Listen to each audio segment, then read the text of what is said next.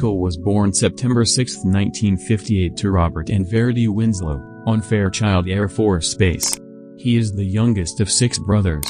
His mom tells stories about when he was young he would imitate the airplane noises, jet engines, basically anything that made a sound he copied with sounds that came out of his mouth. There was never a dull moment.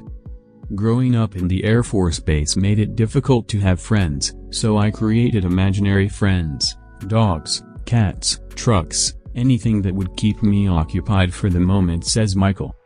After graduated high school and a short-lived college, he had his first professional performance at a club/theater in Boulder, Colorado named Tulagis. This was very exciting for him because Jimi Hendrix, The Doors, Tommy Bolin and other famous bands played there.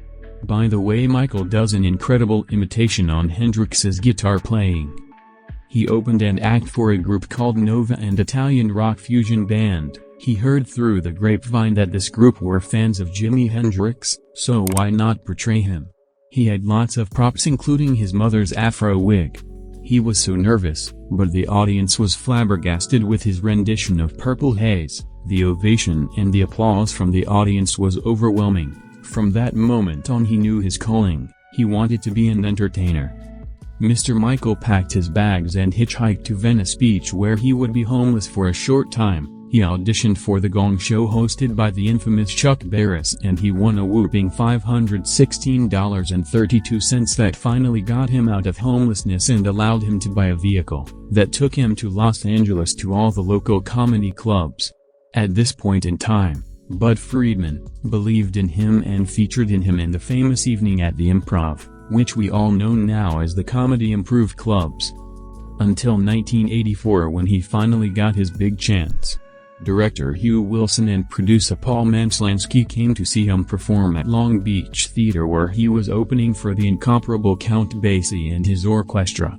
Needless to say, Wilson and Manslansky were blown away.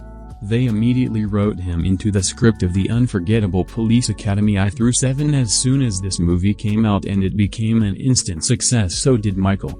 His celebrity status was in place. He then went to play a part in Mel Brooks' Spaceballs. This film helped in furthering his spotlight as a unique comedian, a man with a special talent that made families laugh. Michael was also heard, but not seen, when he gave the voice to Stripe, the evil little creature, in another hit movie Gremlins.